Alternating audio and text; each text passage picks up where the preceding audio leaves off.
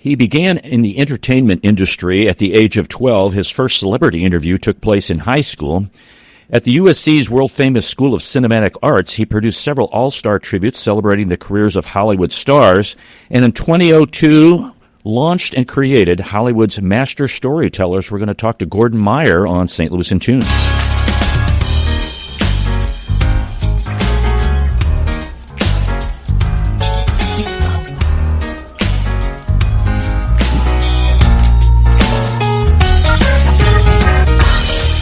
Welcome to St. Louis in Tune, and thank you for joining us for fresh perspectives on issues and events with experts, community leaders, and everyday people who make a difference in shaping our society and world.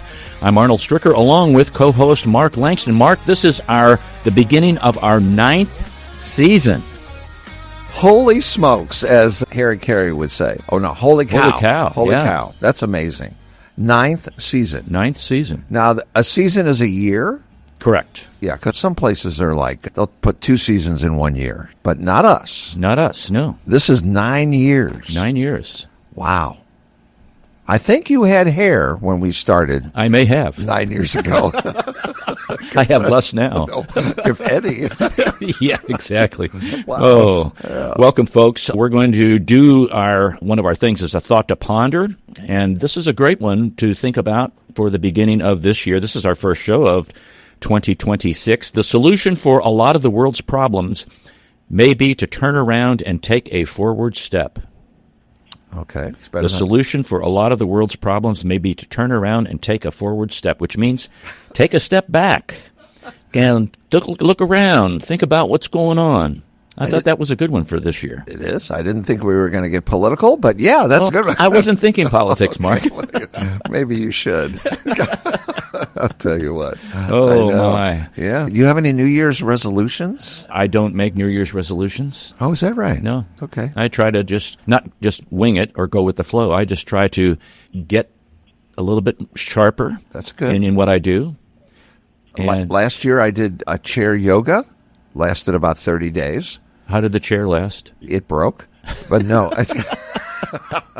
But this year I'm going back after it again. Just a little more aggressive. Okay. As we get older, we need to exercise. I've seen the chair yoga stuff. Yeah. Was also thinking about the other about Tai Chi. Tai Chi, there yes, you go. I'm thinking about that. Okay. But right now I'm just thinking about it. You're just thinking. I know. You have to put it into action. That's correct. Arnold. That's where you get the benefit. That's correct. We've put into action a great show today. Gordon Meyer is the creator, executive producer, partner, editor-in-chief of Hollywood's Master Storytellers, and he's a classmate of Mark and myself. And Gordon Meyer, welcome to St. Louis in Tune. My pleasure. All right. I've got gazillion questions here, Gordon. And Gordon was in the band. He was a trumpet player, by the way. Oh, no. Yeah, so we're bandmates also. Okay, that explains a lot. So what is Hollywood Master Storytellers? Hollywood Master Storytellers was a series that I created, produced, and hosted for over 7 years, where we ran a mix of recent and classic movies at a theater in the heart of Hollywood, ArcLight Hollywood on Sunset and Vine, right next to the Cinerama Dome. And I would then interview key members of the creative team, usually a mix of writers, directors, and producers, but sometimes stars, sometimes people like Oscar-winning visual effects artist Stan Winston, sometimes composers, editors, and quite the gamut. And we had a lot of fun during our initial 7-year run. And are you still doing that, Gordon? We're looking at doing a reboot of it, but right now we're just dealing with our YouTube channel and our website, which I've sadly neglected for way too long. Well, I think you kind of shut down a little bit because of COVID, right? Yeah. The pandemic? We did. We were, again, when we were in active production, of course, this was long before COVID hit when we ended our initial run. We were in a movie theater. It was actually a 14-screen complex where the screen size was between 200 and 400 seats. Wow, that's a big one. That's crazy. We're working on a number of different ways of reviving the brand. One of the most exciting things as was our new relationship with the Criterion Collection. For your listeners who aren't familiar with that brand, for over 40 years, the Criterion Collection pioneered the concept of collector's editions of great movies. They were one of the first companies to do letterboxed films. Are you familiar with what I'm not familiar with that, no. Neither am I. Okay, so up until the widescreen era of TVs, when movies were transferred to videos, they changed the aspect ratio. In other words, the ratio of an image's height to width, so that it fit more or less square aspect ratio of old school TVs. In film terms, it was 1.33 to 1. In other words, 1.33 times as wide as it is high. That was the aspect ratio that movies used up until the widescreen era began in the 50s, and what TVs had been up until 25, 30 years ago. So they would do what was called a pan and scan, where they would use an optical printer to shift around the image so that it just fit that square image, and it basically cut off the sides of the picture. Criterion did what's called letterboxing, where they put a black bar at the top and bottom of the image so that you got the entire width of the original image from the film.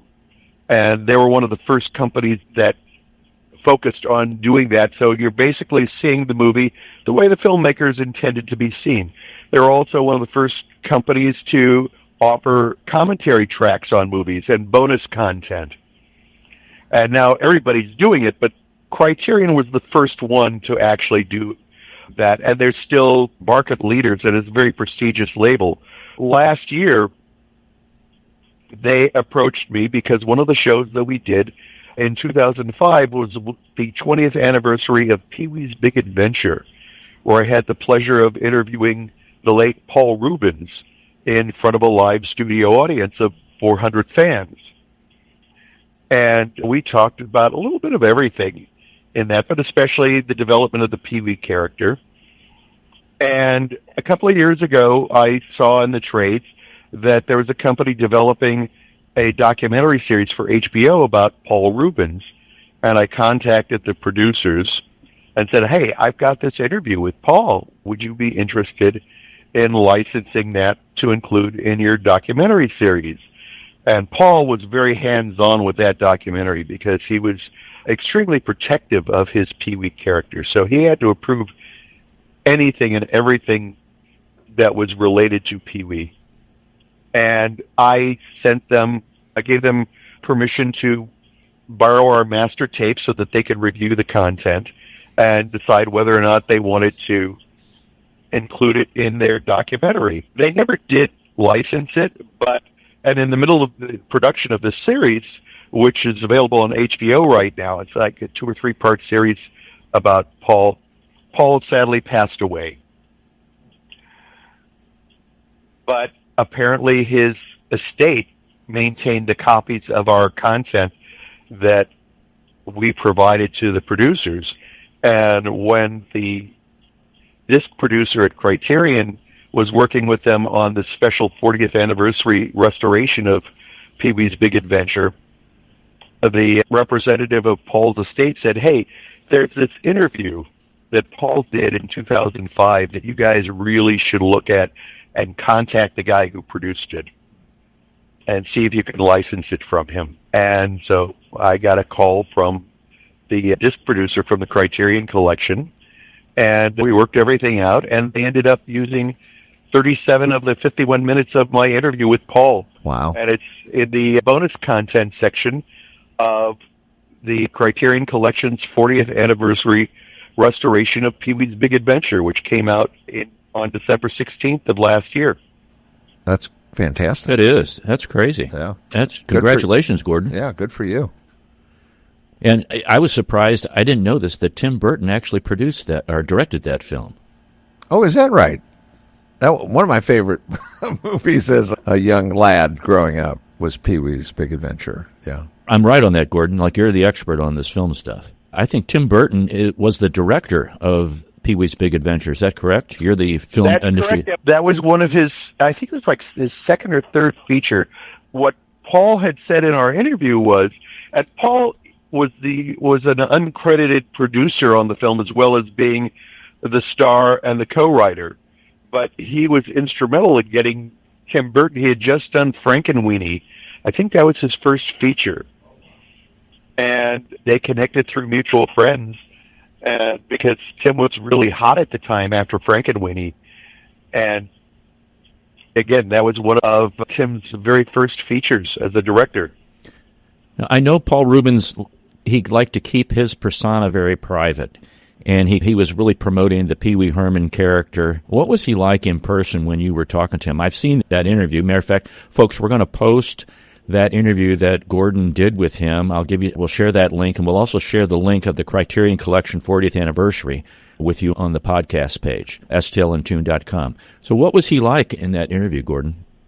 Well, it could not have been nicer, and you got that sense from watching the interview yourself. He was charming. He was friendly. One of the things that we always did with our guests, when the movie was running for the audience, we took them to dinner because the theater that we were running out of, ArcLight Hollywood, had an in-house restaurant. So we would take them to dinner at the restaurant at the theater while the movie was running. And we had a very nice conversation. Paul was very fond of Cuban food and suggested a Cuban restaurant in Hollywood. Wow. As his go-to place to get those Cuban sandwiches that are so famous. The Cubanos. Oh. Yeah. Okay. All right. Did this all of a sudden just come out of the blue? You wanting to do this Hollywood Master Storytellers, you were like, wow, it'd be great to sit down with these directors and actors and screenplay writers and composers and talk to them before the movie. Where did this all... The origins of the series were, I was involved in a networking organization for budding screenwriters.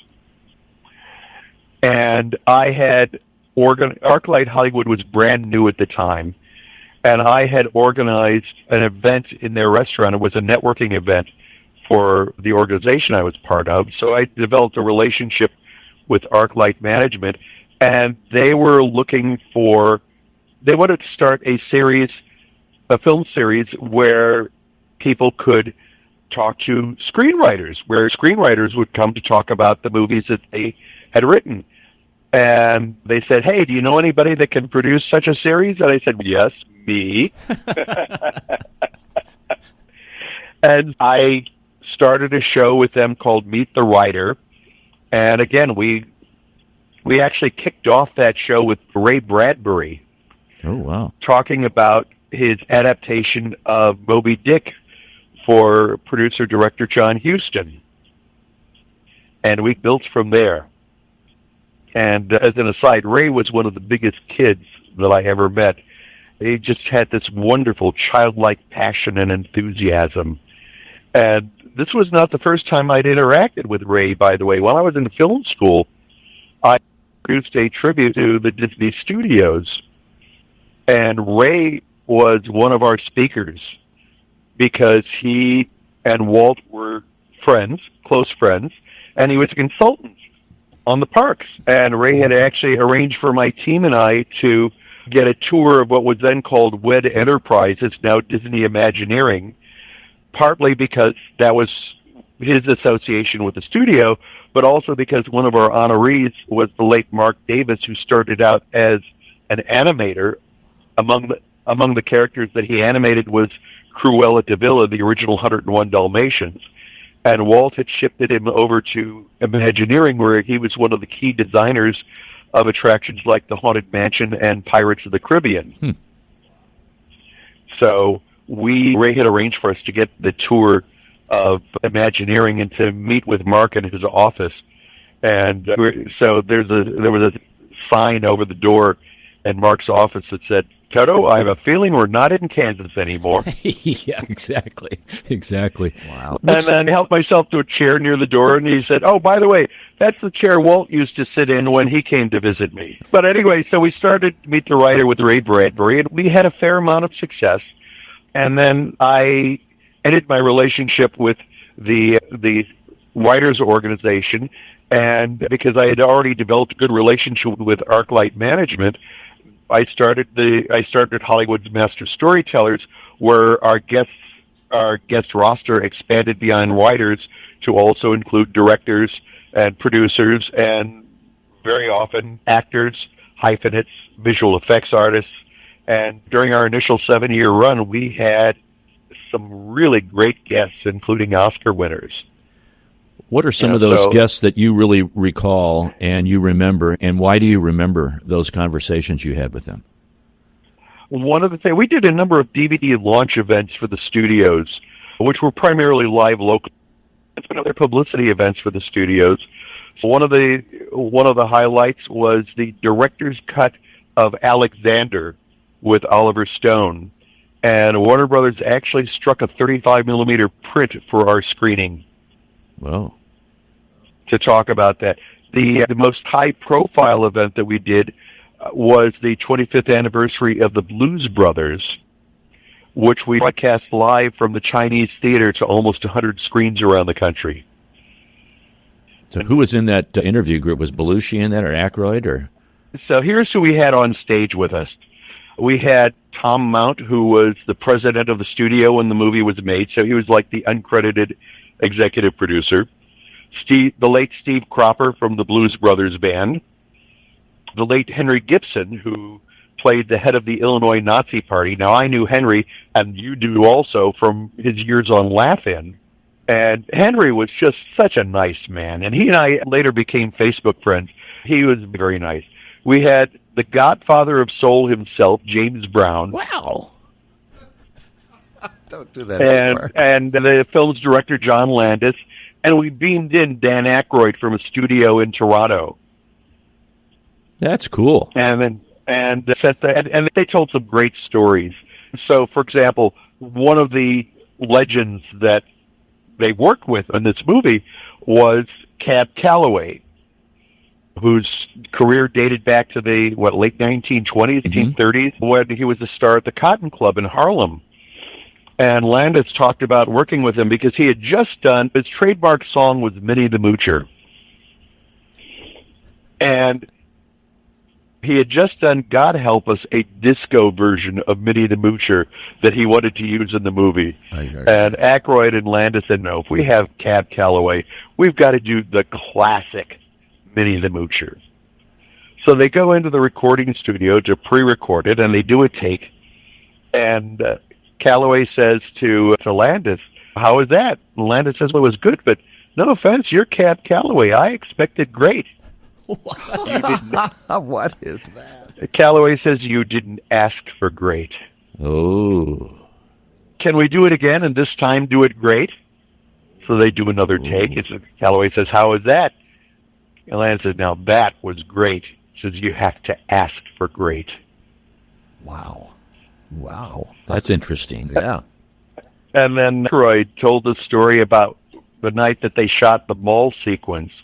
Now, for anyone who has not seen the movie The Blues Brothers, there's a sequence where Jake and Elwood Blues are driving their Bluesmobile car through the inside of a shopping mall, wreaking havoc. And they shot it in an actual mall that was slated for demolition. So it's 2 a.m, and they're setting up for the next shot, and Belushi has disappeared. Where's Belushi? Uh-oh. They look around, they see a house about a quarter of a mile away with the light still on. So Aykroyd and a crew member go to the house, they ring the bell. Guy answers the door. Aykroyd says, sorry to disturb you, we're shooting a movie down the street. One of our cast members has disappeared. We're wondering if you'd possibly seen him. Oh, you mean John Belushi? Oh, yeah, no. he raided my fridge. Now he's sacked out on my couch. Oh. Gosh. those are the kinds of things people never know unless you do something like you've done with in Hollywood Master Storytellers. Yeah. Exactly. That was the whole point, and that was one of the reasons we were able to attract so many really great artists, again, including Oscar winners, because one of the traditional publicity strategies that studios have been using for years is a thing called a press junket, where they would fly in TV reporters from all over the country, put them up in a hotel, usually in the LA area, and they'd give like 5 minutes or 6 minutes of FaceTime with a star so that they could get their 30-second sound bites for the 11 o'clock news. The artists don't know for sure what questions they're going to be asked, but they know from experience what questions they're likely to be asked, and they have pretty much canned answers to fit into that 30-second sound bite. We gave our guests the space to really let down their hair and tell their stories. My whole as the host was to create the space and then let the guests shine and tell their stories. And as a result, we got great stories, we had great guests, and we had developed a really good reputation, which is why we were able to get people like Oliver Stone and the late Sidney Sheldon, who most people these days know Sheldon as the best-selling novelist.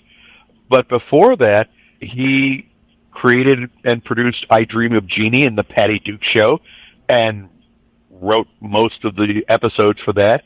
And before that, he was an Oscar-winning screenwriter. If I remember correctly, he wrote Easter Parade and The Bachelor and the Bobby Stalker, The Bachelor and the Bobby Soccer, with a teenage Shirley Temple, and I think Cary Grant. So he was one of our guests. We had some really great guests over the years.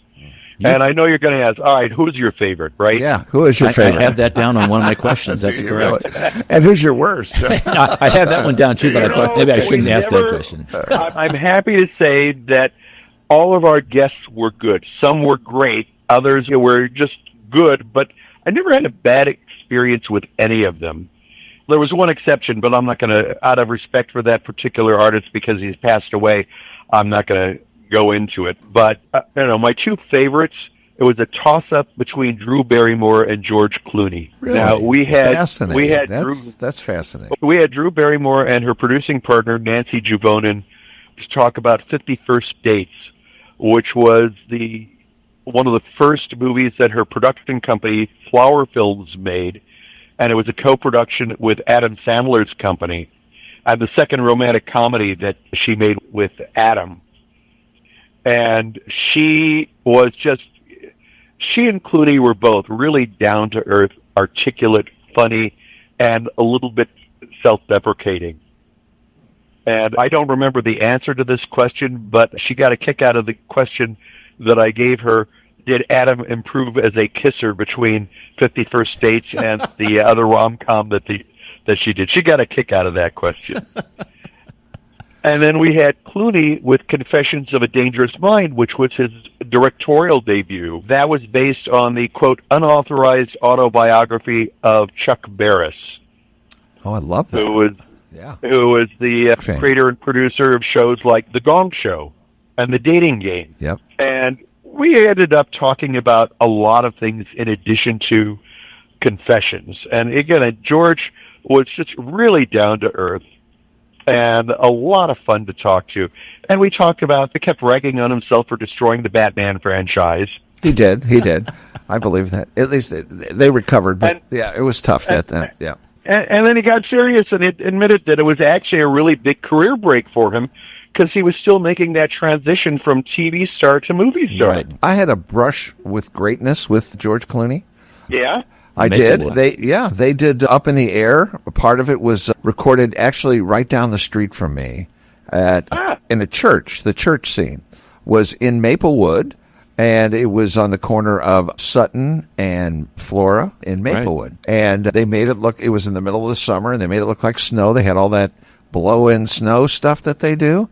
And he was there, and he was doing his thing, but he came out And we had fans were everywhere watching the movie being made. Of course. And he took time to stop and talk to all the people that were standing out there. Wow. And there were other stars that were there that turned their nose up and went back and went to their work. I guess they were focused, whatever. But George, the big ones were like that. When I was a senior in high school, between the summer between my junior and senior year, I had a summer job at the Muny Opera. I was working the concession stand. It paid squat, but it was fun and it was easy. Right. And you are one of the you are from St. Louis, by the way. You are from I am University from St. City. Louis. Yeah, I grew up in U City. One of the shows that they did that summer was the musical Irene with Debbie Reynolds, which was a revival of a 1920s era musical. And at the time, it was the hottest show on Broadway. And they actually shut the show down in New York and brought the entire cast to St. Louis for a week at the Muny. Wonderful. Wow. And the Muny, of course, obviously being an outdoor theater, they're subject to weather. Yeah. And in the middle of one of the performances, it started to rain. They had to stop the performance. They couldn't have the performers running around on a wet stage. It was a safety issue. And Debbie Reynolds, old school trooper that she was, said, these people paid to be entertained. I'm going to entertain them. And she proceeded to do songs from her old movies until the rain let up. Wow. That's Love it. Cool. That's great. And then after each performance, for anyone that was patient enough to hang out by the stage door, she was very gracious about signing autographs. That's great. That's really wonderful. That's old school trooper. It is. That's I correct. admire people like that. That's correct. I know. And then, of course, with Clooney, one of the things we talked about was working on Oh Brother, Where Art Thou, written and directed by the Coen brothers. And he loved working with the Coen brothers. And I screwed up on my research. I was under the impression that he had done his own singing. So I asked him about it. And he said, no, I have this aunt who's a famous singer. His aunt was the late Rosemary Clooney. Oh, Huge musical star. Right. And recording star. She was Bing Crosby's romantic interest in White Christmas. Right. So I have this aunt who's a famous singer. And so T-Bone Burnett, the music coordinator on Oh Brother, assumed that I could sing. And I assumed that I could sing. So he says, I rehearsed the song Man of Constant Sorrow. We go into the recording studio and record a take. I said, that was all right, wasn't it? He says, nobody in the control room would look him in the eye. And they played it back for him. He said, all right, get your guy. And then now this is, again, an example of what a classy guy Clooney is. Tim Blake Nelson, who co-starred with him in the movie and made a lot less than Clooney did as an actor, ultimately made more money than Clooney did because he did do his own singing. And the soundtrack album went platinum. Wow. And Clooney was genuinely happy for him about that. And he said, that taught me, I'm going to go get singing lessons. We're going to do a musical remake of Revenge of the Killer Tomatoes. I love it. Which was this cheesy, low-budget science fiction movie he made very early in his career. Gordon, we're going to take a quick break here and want to come back and talk with you about your early entertainment industry and the shoes and the relationship there. So we'll be right back. This is Arnold Stricker with Mark Langston of St. Louis in Tune. Don't go away.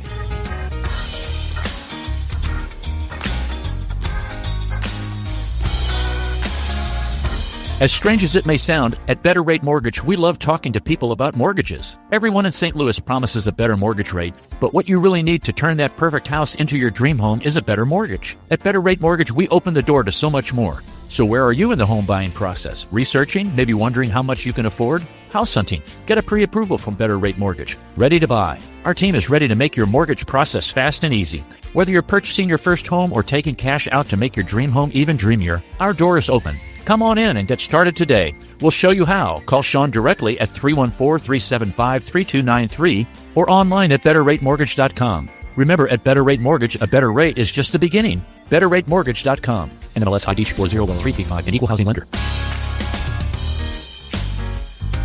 Welcome back to St. Louis in Tune. This is Arnold Stricker with Mark Langston. We're talking to Gordon Meyer, creator, executive producer, partner editor-in-chief of Hollywood's Master Storytellers. And Gordon, at the front end of the show, I talked about that you began in the industry, the entertainment industry, when you were 12, and you were hired to provide the voice of whom? Buster Brown. Oh. Brown Shoe Company. Oh, no. Brown Shoe Company. That was in St. Louis. Was that in Clayton? Was that the Brown Shoe Company? I believe their corporate headquarters were in Clayton. Yes. And there was a company called Condor Films. At the time, I was in an acting school at the age of 12 called Junior Theater. And they needed a kid to provide the voice of Buster Brown for an animated TV commercial that I never even saw. But based on the recommendation of the woman who ran that school, I got the gig, got paid a whole $25 with no residuals. Oh, there you That's go. a lot of money back then. College fund. In the late 1960s, that was a lot of money for a 12-year-old. That's right. It was, yeah. And I spent the day in the recording studio saying over and over again, "That's my dog Tig. He lives in a shoe. I'm Buster Brown. Look for me in there, too." I was going to ask you if you remember the lines. I don't remember the rest of the copy, but I remember that because that was really the tagline. And then in high school, you had your first celebrity interview with a great actor. Hal Holbrook. Yeah, I was a huge fan of his one-man show, Mark Twain Tonight. And in fact, as an actor, as a teenager, I actually did my own 45-minute version of that show and performed at a lot of school assemblies around town.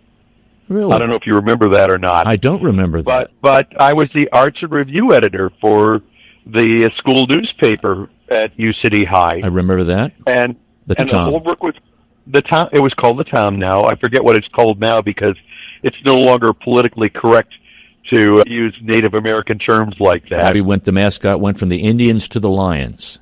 Yeah, Holbrook was coming to town to do Mark Twain Tonight live at Kiel Auditorium. And we had career day, as so many schools do.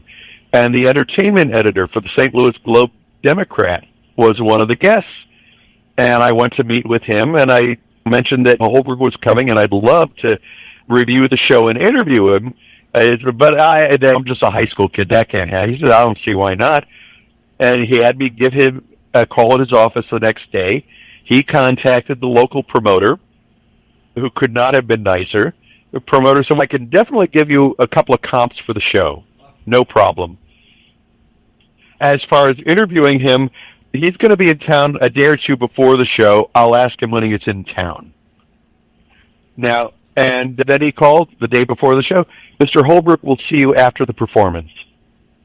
Now, I would have gone to his hotel. I would have happily skipped school with the blessing of my teachers and my parents. But at Holbrook's suggestion or request, I interviewed him in his dressing room after the show. Wow. And spent about 45 minutes with him. Fortunately, I had the foresight to bring a tape recorder with me. Yeah, no kidding. So that I could record the whole thing, all 45 minutes, and then transcribed parts of the interview for my article in the Tom. And then a couple of years later, I was an undergrad at the University of Georgia, and he was coming to do Twain in Atlanta at the fabulous Fox Theater. And I contacted the promoter. I contacted the editor of the Red and Black, which was the school paper at the University of Georgia. By the way, the University of Georgia has one of the most prestigious journalism schools in the country. They're the ones that issue the Peabody Awards. Huh. And so I contacted the editor. I said, I have this interview with Hal Holbrook. Would you be interested? Oh, yes. Of course they would. And I contacted the local promoter. I said, I can get this article placed in the University of Georgia Red and Black. Is that worth a couple of comps to you? And like, oh, yeah, like I was available for cheap. He said, oh, yeah. Oh, and by the way, the day before the show, Mr. Holbrook will be doing a press conference for members of college and high school newspapers. Would you like to come to that? And that was the day that my article came out. So I brought copies of it so I could give it to him.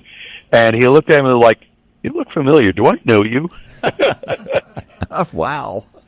And I reminded, and I've seen the show live, at least 10 times, I think, since then over the years. Every time he came to Southern California, go to see it. And I discovered through research online that he had this practice that after each performance, anybody who wanted to meet him could do so as long as you knew to ask. What a great guy. So he always had these informal receptions after each performance. And once I knew about that, obviously I had to go and sit in on those. And every performance was different. He had so much material in his head, and he was constantly tweaking and adding new material over the years. So no two performances had the same mix of material. That really speaks to someone who understands their craft and their art and is able to accumulate the knowledge of trying to portray the character and then chooses based upon the audience or the moment that they are feeling to portray what they need to convey. Yeah, and he kept a log of what segments that he did at each performance. Wow. So he knew beforehand, before each performance, if he had been in that city before or what he had done before, but he would still decide on the fly what he would do based on audience reaction. He continued to tour as Twain until he was in his early 90s. Oh, wow. Now, this is a stretch. This is a stretch, Gordon. Do you still have that audio tape that you made of that interview with Hal Holbrook in high school? If I do, it's buried somewhere in my storage, but sadly, I don't think I do. But I'll tell you another Twain story, because actually I used to perform as Twain. And the American Academy of Dramatic Arts held regional auditions in St. Louis. Now, the American Academy of Dramatic Arts, again, very prestigious school for actors based in New York, and then they, up until recently, they had a branch here in Hollywood, and their alumni is a who's who of Hollywood and Broadway. And the New York branch especially, a lot of their alumni became very prominent on Broadway. And I scheduled an interview/audition when they were in town. And I remember the session was held in a large suite at the Chase Park Plaza Hotel, and there were only three of us in the room. It was myself, a reporter from the Post-Dispatch, and the executive director of the American Academy of Dramatic Arts. So the first part of the session was really more of an interview and an orientation where he talked about how the school operated. They offered a 2-year Associate of Arts degree, and it was very competitive. They only allowed about a third of their first-year students to stay for the second year. And then it was time for the audition, and there were 3 monologues. One was a cold read from a monologue from the Glass Menagerie, which I learned later on, Tennessee Williams, the playwright who wrote Glass Menagerie and other classic Broadway dramas, was actually an alumnus of U City High. That's correct. Who? And I did not know that at the time. I did a cold reading from that, and then I was supposed to have 2 prepared monologues, one humorous and one dramatic. And I threw them for a loop. Instead, I did 2 contrasting excerpts from The Adventures of Huckleberry Finn. This 18-year-old kid as 70-year-old Mark Twain, 70-year-old Mark Twain as 15-year-old Huck, and 15-year-old Huck as all the other characters in the narrative. Wow. It's crazy. And now at the time, especially because of how competitive the school was, I felt like I didn't have the level of commitment necessary to make that session really, to make that viable. And even then, at the time, I was really interested in going to film school with the idea of going to either UCLA or USC. UCLA, we were now referred to as that large state-supported institution across town. Whose initials stand for "You Clowns Lost Again." You clowns lost. And, of course, the Bruins refer to us as either the University of Spoiled Children or the University of Second Choice. Does that fit? I think that fits. Those are great acronyms. I'm just kidding. Not really. The friendly crosstown rivalry. But anyway, I decided not to pursue it. But that summer, I got a letter from the American Academy of Dramatic Arts saying, "Hey, are you still interested in our September session?" What? And I'm thinking to myself, they want me. Oh. And I wrote back and I explained why I decided to pass, but said, would I have been admitted? We couldn't tell you for sure because you never completed the application process. Translation. We never got an application fee or a statement of financial responsibility. Gotcha. But then they wrote, but on the basis of your audition, yes, you would have been more than welcome.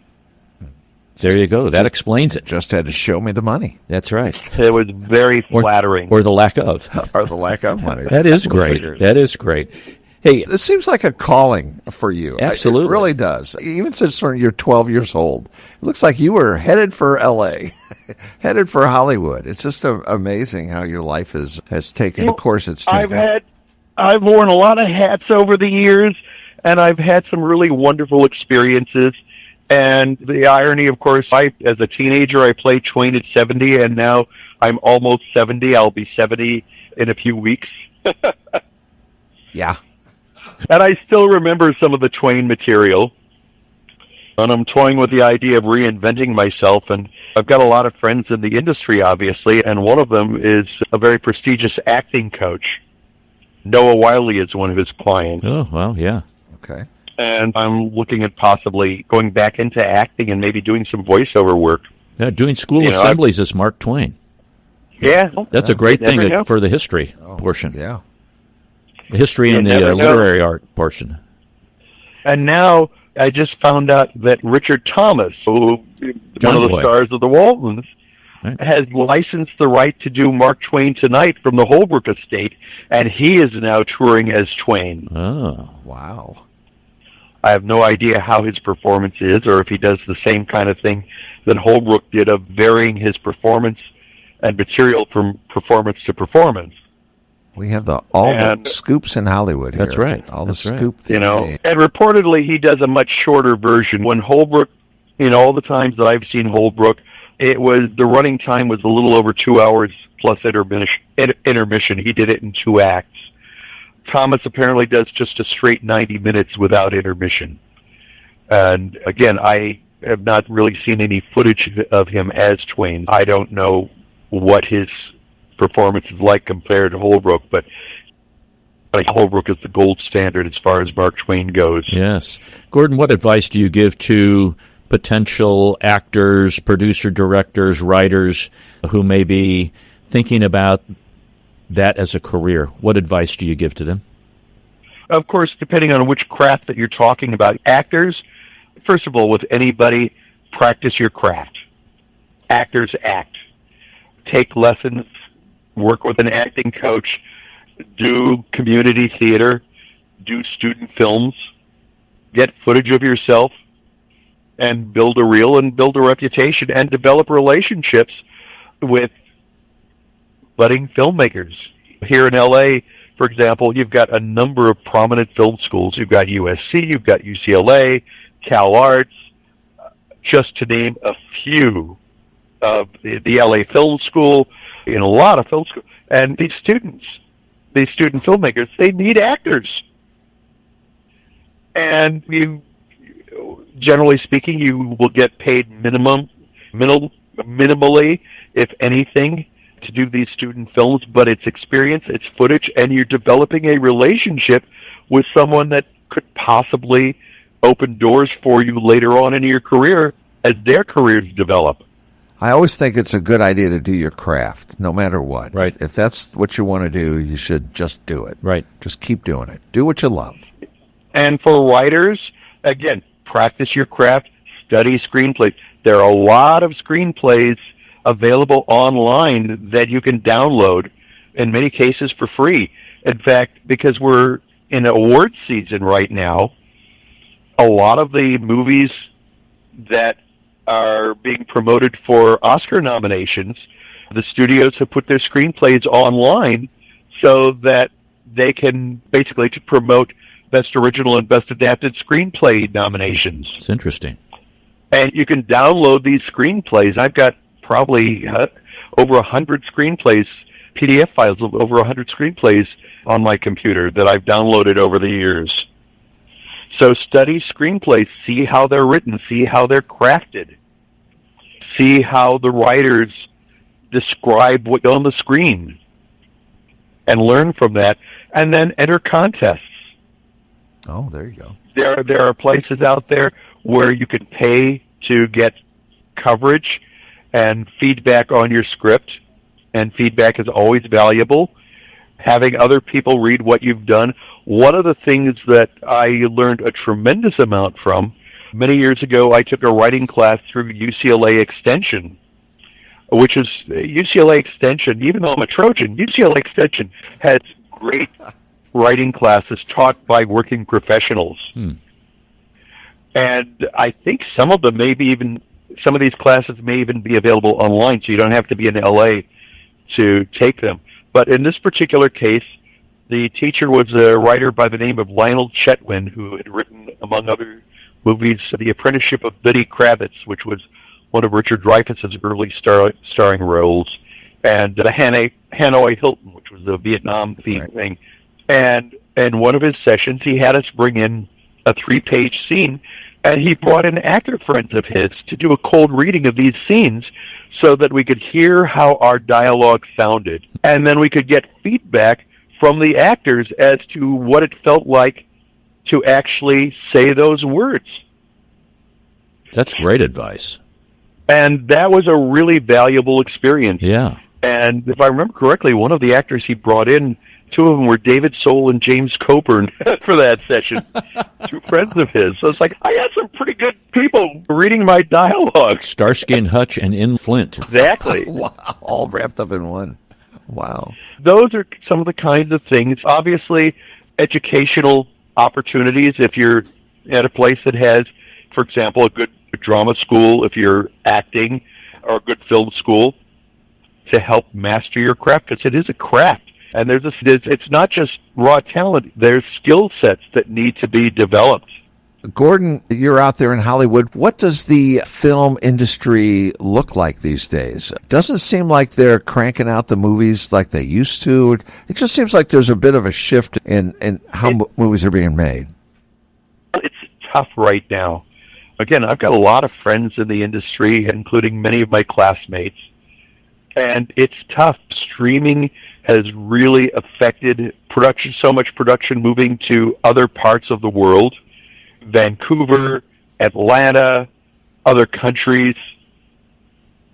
So there's not as much production here in LA as there used to be. If you get on a TV series because of streaming, seasons, instead of being 22 or 24 episodes, are down to 8 to 12 episodes per season. Notice that. Getting a writing position on a series is harder. There's more competition, and there's not as much work available. It's like an Amazon Prime. They're going like Bosch and Reacher and all those kind of things. They seem to be taking off quite a bit as a platform for entertainment. Yeah, they are, and again, it's a double-edged sword because on the one hand, there's more and more content, but more and more of that content is being produced outside of LA County. And because of shorter seasons, like, for example, for writers, the opportunities are not as many because they don't have as many episodes that need to be written. And it's harder to get staff writing jobs. One of my friends started out as an actor, and she shifted over to writing. She'd gotten some writing gigs, but she hasn't been able to work in some time because the gigs just aren't there. Yeah. One of my friends is a successful director. He's directed a number of studio projects. More recently, he's only been able to do independent films that don't pay nearly as much. And it's been a real challenge for him to get new gigs. It's tough. And then another friend of mine is an actor. She's a character actor, and you've seen her face in a lot of things. And she just got sticker shock because she's a member of SAG-AFTRA, and like the other trade unions in the industry, if you qualify, if you make enough money working in your craft, their health insurance is outstanding. But to qualify for them, you have to make X amount of dollars per year.